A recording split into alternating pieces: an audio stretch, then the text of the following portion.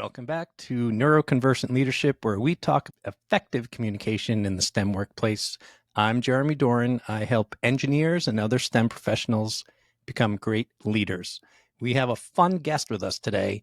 We've got Sharon Costanzo. She has a long history as an engineer and is also a relationship coach and has her own podcast as well. Sharon, welcome. Thanks so much for having me on. I'm so happy to be here. Can you tell everyone, I just gave a brief overview of kind of what you do in your background, wondering if you can fill that in a little bit more. Yeah. So I graduated early from high school and went straight into college, and I did a bachelor's degree in biomedical engineering. I just wasn't excited enough about it to continue on and get my master's in biomedical engineering. But I was working in the ergonomics and safety lab, which was through the School of Mechanical Engineering, where I went to school at the University of Utah. So I stayed on in mechanical engineering and did my master's degree, focusing on ergonomics and human factors and that type of thing with the University of Utah. And I graduated in 2007 with my master's in mechanical engineering, and then I started working at the local utility company. I worked in corrosion engineering, where I did project management and engineering for their corrosion program. And then I also worked in measurement for a couple of years and worked in the measurement engineering department. And then I quit working there when I had my second child. My kids are really close together, and had my second child. I quit working at the utility company. And then I actually, as my kids were getting a little bit more independent, I started running a math tutoring center, which was probably the most fun job I've ever had, was running the math tutoring center. It was so fun, helping kids get really confident and proficient in math. And that's when I kind of started to think, what do I want to do long term with my life? And so I started my coaching business. And then at the same time, the owner of the tutoring center didn't really want me to be having a side job while I was running the center for him. And so that job quickly deteriorated, and I wasn't quite feeling like I could just be on my own with my coaching business. And so I got another full-time job, which is what I'm still doing now in addition to my coaching business, doing instructional design, more on the technical side. So I do technical instructional design for a manufacturing company, and I work with a lot of the mechanics, the technicians that are out there working on the automated equipment, and then the manufacturing engineers as well. And I feel like most of my professional career has been kind of occupying that middle ground between the boots on the ground guys. When I was working in the utility company, I was spending a lot of time out in the field with the operators, the mechanics, but then kind of filling the gap, helping the technical people communicate with the boots on the ground. So that's what I've done in my technical career. So you've been a translator of sorts. I would say, yeah, a translator and a relationship builder, for sure. And I find that I do the same thing in my relationship coaching business too, because I'm helping people communicate in their intimate relationships. And often men and women come from very different perspectives and what they want and expect from their relationships. Just like, the engineer comes in and is like, I have the degree, I have the technical knowledge, and the guy out in the field is saying, but what you're telling me to do doesn't work in the real world. So I kind of do that same sort of thing in my day job as well as in my business as a relationship coach. So sticking to your day job for the moment.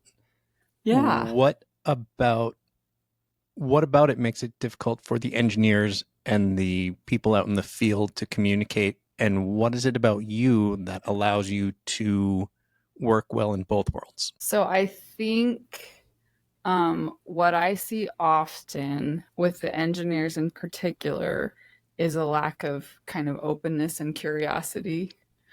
I think with engineers, we're so used to like knowing how to get the answer to a problem, right? This is the answer. I've done the research, I've studied, I've done the reading. This is what's going to work. And just as an example, I remember when I was in the measurement department, we were having a problem with some of our meters. We needed to be able to get the liquid out of the meter. And the director of engineering and one of the engineers, they got online and they were doing all of this research, and they're like, we have this perfect solution. And they go and present it, and the supervisor of the measurement department says, that's not the kind of meter that we use. And so for me, I think, maybe I think maybe just I don't want to give myself too much credit, but because I am a woman and I naturally already have a different perspective, and I don't have that. I don't even know if it's just because I'm a woman, but I don't have that intrinsic ego where I need to prove something. I would just, the first thing I would do if I was in that situation is go and talk to the supervisor of the person who works on the meters and say, hey, we're having this problem. We're trying to research a solution on this. What do you think? Where would you go first? And for whatever reason, it's really hard for a lot of people, and I think engineers in particular, to go to someone who's not supposed to know as much as they do and say, what do you think? Or And isn't supposed to know the same things as them. It doesn't have that degree on the wall that says, I'm an engineer. This is what I know. I've always been a very collaborative problem solver and just said, what do you think? And then just listen.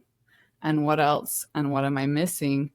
And I think you can solve problems so much more quickly, but also more effectively when you're willing to kind of let go of that need to be right and to have the answer all ready to go, and just let yourself explore a little bit from a place of curiosity.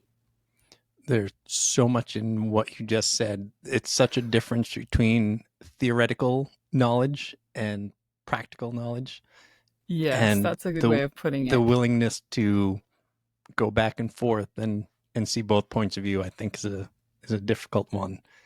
I often Mm-hmm. talk about in work, if you're willing to give up the credit, you can get just about anything done.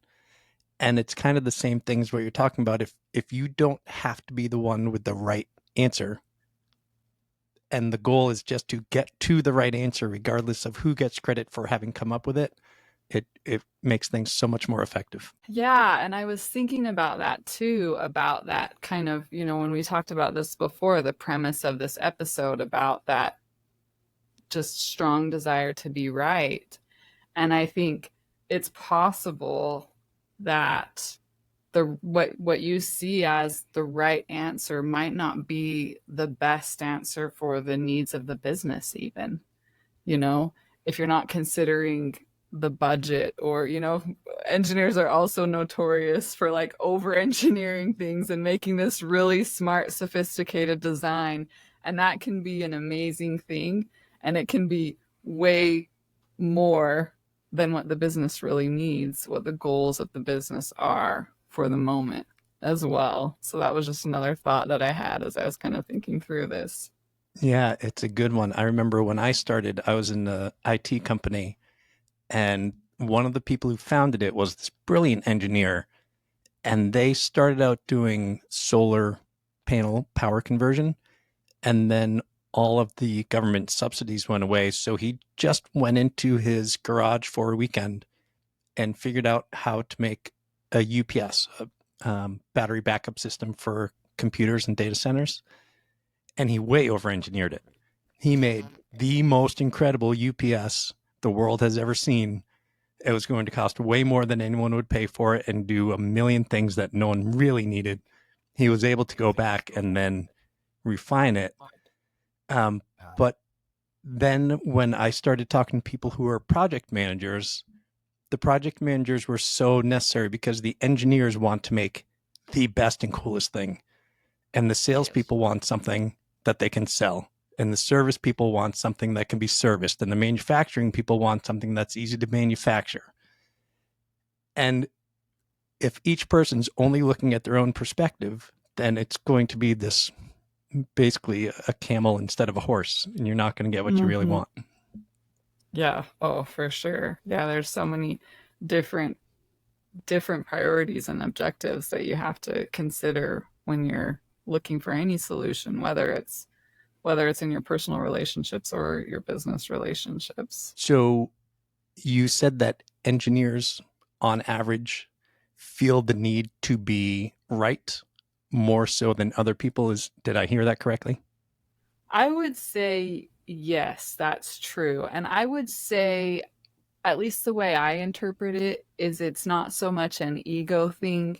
It can be an ego thing, but it's the I've done the work to be a good problem solver. I have the solution. I've run the formula. I've done the calculations. This is the right thing.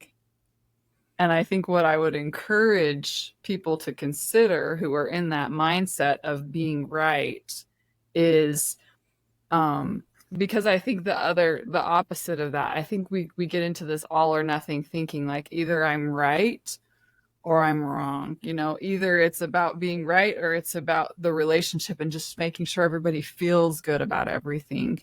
But I would say it is really important to be competent, to focus on your competence, your skill, your problem solving skills are very important, especially when you're in a technical role like an engineering role.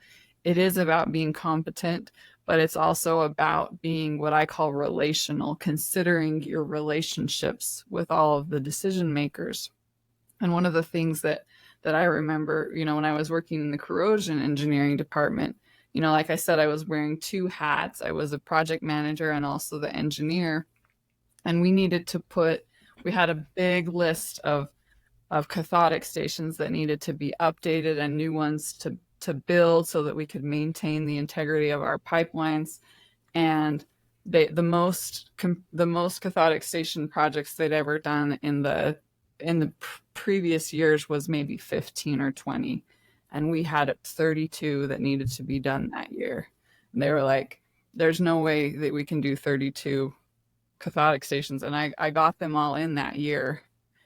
And the thing, as I'm reflecting on this, as I'm preparing to share this with you guys, I think the thing that I did differently than what most engineers and project managers would do is I focused as much on my relationship with the people who were doing the work as I did my relationship with the decision makers.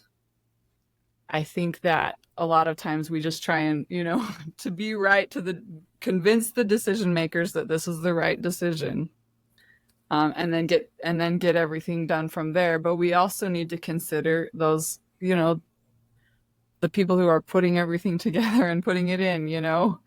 Do we have good relationships with them? Are we spending time? One of the things I learned from my very first position at the utility company from my boss in the safety department, one of our goals was always to spend at least one day a week out in the field. And I continued to do that in the corrosion department. If I'm out in the field seeing what's going on and I'm helping those guys solve their problems, that's going to be way more important, or at least as important, as having good relationships with the people who are paying for everything or making the decisions to pay for everything. So yeah, The I know that was a really long-winded answer to your question, but No, that was if you want good. to be competent and you want to focus on the relationships you have with everyone who's part of the job. So the people who were saying that 32 in a year was impossible, were those the decision makers or were they the people out in the field? It seemed like it was mostly the decision makers. It was the decision makers and the person whose role I had filled. He had moved on. He'd gotten a promotion and moved on to a different group. Well, I couldn't do that many when I was in that position. So you're probably not going to be successful in that either. I don't think it was the guys out in the field who thought it was impossible. I think it was the people who were making the decisions. One thing I found interesting in when you're producing something, I had a small sign company, and in my head, I would be thinking, here are the number of things I want us to be able to get done today.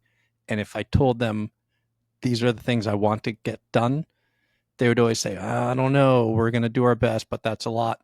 And then I stopped and I had in my head the number of things that should get done. And I would just start asking them, I'm like, how many things do you think we can get done today? And the number they gave me was always higher than I had expected, always higher than what I'd even Mm, hoped for. I'm like, all right, if you think yeah. we can do that, we can, then let's do it. It's Mm-hmm. so interesting how that is if you get the feedback and buy-in of the people who are actually doing the work. A lot of times it goes further than you even hoped. Oh, for sure. I totally agree with that. I think people really thrive when they're given some autonomy and input into their work, for sure. Now, can we talk a little bit more about um, being a female in an engineering world where I imagine you were not, you know, there were not too many of you. And then also when Right. you were tutoring math, I'm curious of how many of the people you tutored were male versus female. Yeah, that's such a great question. And I actually, so I do want to call this out as well. I live in Utah, and I think that's important because the culture in Utah is very conservative. I just saw there's a woman here who talks a lot about women's issues in Utah and the gender pay gap and all of that. Utah ranks number 50 in the nation for the gender pay gap.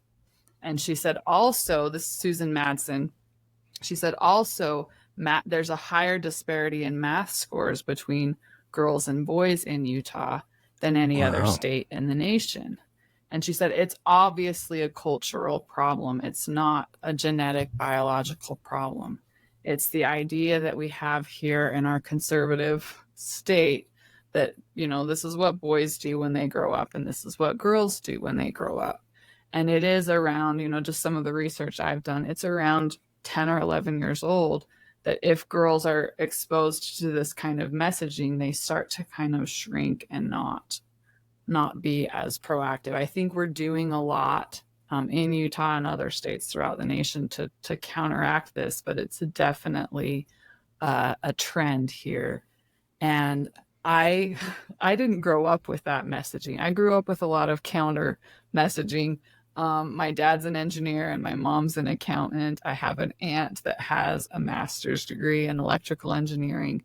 So I don't remember hearing at school girls aren't good at math. I think my brain was just so full of the family messaging that I could do anything a boy could do. Um, so going through, elementary school, junior high, and high school, I was always really good at math, and I didn't have anyone telling me that that was wrong or weird or bad. And I didn't really feel like I didn't belong until I was in graduate school. And that's when, as a master's student in mechanical engineering, I was one of two women in the whole mechanical engineering graduate program. Once I had kids, my first child, one of the things that my husband also worked at the utility company. So people knew, we're in conservative Utah and I'm a working mom. And I had noticed that one of the people who I was kind of interested in their job, they had gotten promoted. And so I invited two people who I considered my friends who were going to be the decision makers and who was going to fill that role to go to lunch. And we went to lunch, and at the end of that meal, one of the men said to me, "Have you ever considered being a full-time mom?" Ooh. And I didn't know how to respond to that. He was kind of implying you maybe you should just quit your job and stay home and take care of your kids. I didn't have a good response for that. I did apply for that job and I interviewed for it, and I did not get the job. There was some comments in the interview like this is more responsibility than what you have. Are you sure you're going to be up for it? And I was like, yeah, I'm totally sure. I have a good strong support network. And they made some comments about me being a mom and this being a lot of responsibility, and they gave the job to someone else who I had worked with. He had less education and less professional experience than me, and the HR director she had been kind of coaching me through this process, and she said, "Why don't you just call the hiring manager and ask them what you could have done to improve your chances of getting that position?" And I called him. He wouldn't meet face to face with me. Hmm. He just said, "We can just talk about this on the phone." And so I asked him, and he said, "More experience. That's what you needed for this job." And of course, I didn't argue with him. I just said, "Okay, thank you." But at that point, I was starting to see um, the culture of this company that I work for is not friendly to women, and it's especially not friendly to working moms. And that was really one of the deciding factors. When I found out I was having another child, I was like, I need some time to kind of honestly, it was traumatic to be treated that way. I need some time to kind of just figure out what my next step is. Like I said, I took some time off of work. I was home for about a year and a half, and then I started running the math tutoring center. Um, and I don't remember seeing specifically with the girls in the math tutoring center. I don't remember seeing anything explicit like I'm bad at math because I'm a girl. I don't remember seeing more girls or more boys in the center or anything like that. But I did think it was really cool that there were so many women and girls in role model and instructor positions at the center to show these younger kids, like, you can be good at math and you know be a girl, and follow, if your dream is to do well in school and be good at math, that's a worthy dream to have.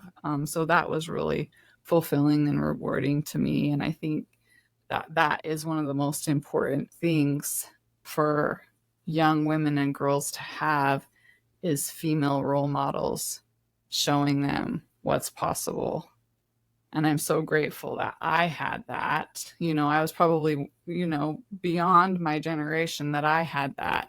And I think it's just more and more, we're seeing more and more of that, as we progress as a society and show these girls what's possible. The place I work now, there's much more parity among men and women, and I've never walked into a room and led a meeting or anything in the place where I work now and felt any sort of pushback or any sort of questioning of me and my knowledge and my ability, because of my gender or anything else. So I am grateful to see how much that's changed in the last 20 years since I started my career. Wonderful. Let's hope it keeps continuing to get better and better. I I've hope got so too. I've got a good friend, and she is a well-respected orthopedic surgeon, and she was talking about the fact that little girls are so often dressed up that it begs to compliment them on how cute they are. And she said, then I Mm-hmm. realized that I was complimenting all these girls on being cute. And so what she does now is anytime she catches herself doing that, she always adds in, like, "That's such a pretty dress. You look really cute. And what's your favorite book?" She will always follow up any compliment on Mm-hmm. looks with a discussion about academics.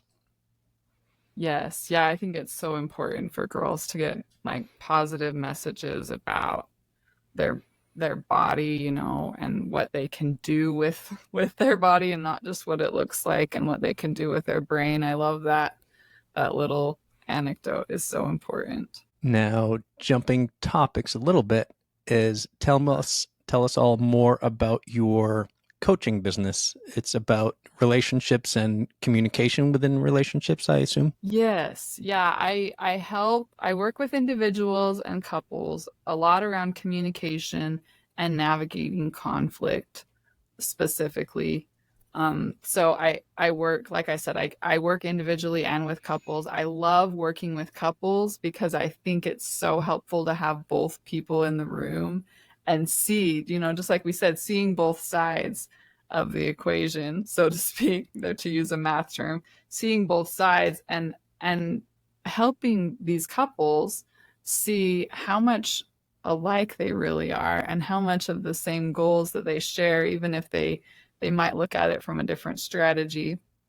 And then I also have a podcast which I host, which you mentioned, and it's called Respected and Connected.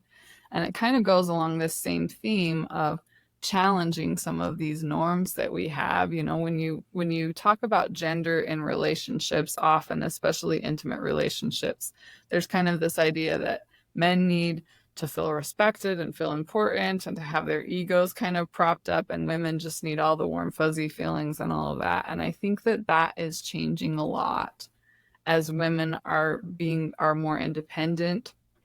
They're more, capable of having careers. They have more opportunities for that. That I really think that men need to be in touch with their hearts as well. And I've heard you kind of talk about some of that on your podcast about being more in touch with your emotional intelligence and caring about relationships, that really is fulfilling and satisfying for men, and women want to feel like their voices are heard. That's kind of the premise of my podcast, Respected and Connected, and also the premise of the work I do with my clients is how can we bring both parts of ourselves, or all of the parts of ourselves, into a relationship and make it more fulfilling and satisfying. How often, when you're working with in the engineering world, are you helping them repair one or multiple relationships at work?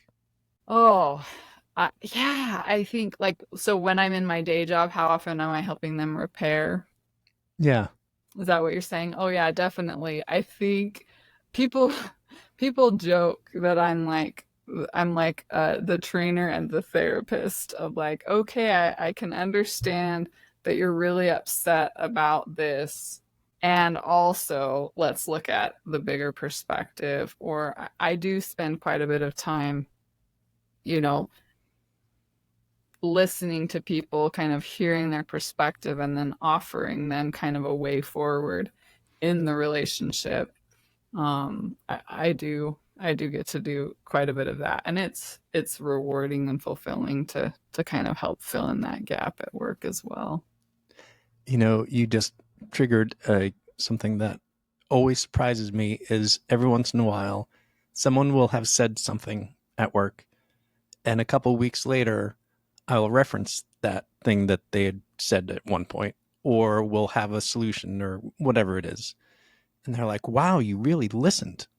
I'm like, why is that so surprising? But apparently, it's very surprising when people actually Oh pay attention and yeah. listen. Well, and that's the thing I tell people all the time. Like, if I can get somebody to talk about like their family or their kids or their pet or their hobby, and I remember that, like, I can pretty much get anything I want from that person because they feel heard and valued as more than just their job.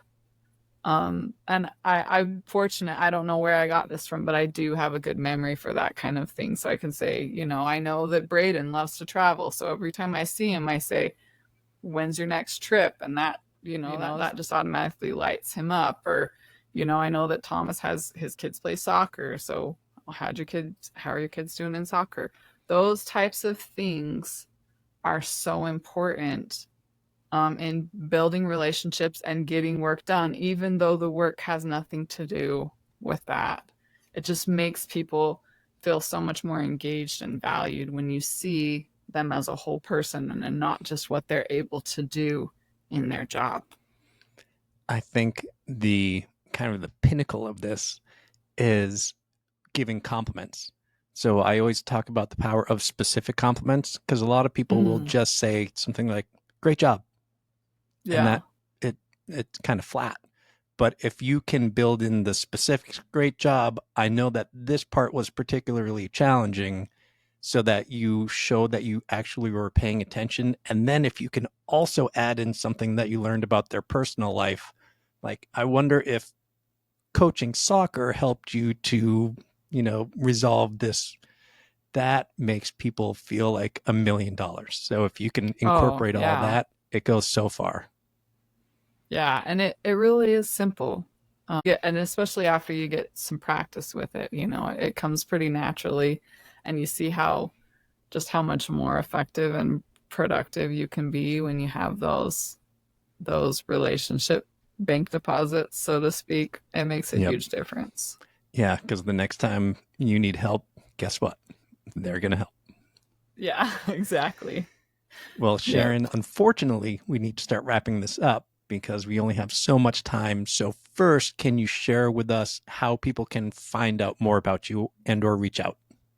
Yes, yes. So my website is respected and connected, just all three of those words spelled out, respectedandconnected.com. And then my podcast is on all of the podcast platforms, and it's respected and connected with the and symbol is how you find that podcast, or you can find the links to it on my website. If you do want to book a consult call with me, you can do that on my website as well. Perfect. And I will put a link in the show notes so that in case people didn't catch it, they can reach out to you that way. So now the three Yeah. questions I ask everybody. Question Okay. one, part A and B, is a place that you would love to travel to but haven't yet been, and a place you have already been and loved. Okay. I do. I love to travel. And one of my bucket list trips, I don't even know, I'm sure it was some movie that I saw that put this on my bucket list is to go to Greece. And I'm actually turning 40 this October, and we're going on a Mediterranean cruise for my 40th birthday. So that's on my travel itinerary this year, and a really fun place that I have traveled. So, my mom grew up in South America, which is pretty cool. And so I've been to South America several times. There's so many cool places to see, but when I graduated from college, we went to Machu Picchu and Easter Island. And Easter Island is not a place that a lot of people get to go because it's such a remote island. But I think, especially if you're an engineer, just looking at both of those places, Machu Picchu and Easter Island, and just to think about how did these people, you know, build these stone structures that you can't even fit a piece of paper in without any mechanical equipment is just mind baffling. So that's been a cool place that I've gotten to see. Nice. I'll have to check that out. Greece is wonderful. So you're going to really enjoy that. And congratulations on being 40. I found that Yeah. 40 was a very good year for me. So Yeah. it's a I'm good one. excited about it. Yep. Question number two is who is a person either in your personal life or historically who you think is a great communicator? Yeah. So when I was thinking about this question, especially as it relates to me and kind of what's important to me in my work, Ruth Bader Ginsburg has always been an amazing role model to me. And one of the things I love about her, well, she said, fight for the things you care about, but do it in a way that will inspire other people to follow you. And I also loved that she had a really great relationship with Antonin Scalia, even though they disagreed about just about everything politically. They were really true friends to one another. Like their families spent time together. They were really true friends, and I think that we need so much more of that in our world and our political climate, that you can disagree about things that are really important to you and still have not just a civil relationship, but a true friendship with someone. Nice. That is a good one. And finally, what is one piece of communication advice we can all benefit from? I think the thing that kind of encapsulates this episode is that being right is overrated. It's important to, of course, be competent and be a competent decision maker, but fighting to be right in a relationship is a surefire way to destroy the relationship or harm the relationship. I have, I was just a guest on someone else's podcast and he must have said it 4 times. He said, I came to the realization that I can be right or we can be happy together. Mm-hmm. And one thing that we talked about is the willingness to find a third option. Because when you're Mm. just polarized, it's either this, or you negotiate and come somewhere in the middle that no one's happy with. But if you're both willing to look at it and say, maybe there's a third option that's better than either of the things we've each already thought of, so often you can find that third and best solution. Oh yeah, that's such a good point. And I was just reading about that, something similar to that. You know, if you present somebody with two options, they're much more likely to make the wrong decision than if you give them three or more. So finding that, being curious enough to explore that is really valuable. Wonderful. All right, Sharon, this has been a pleasure. Such a great combination of experiences that you had, made for a lot of really good learning. So thank you so much for being on here with us today. Thanks for having me.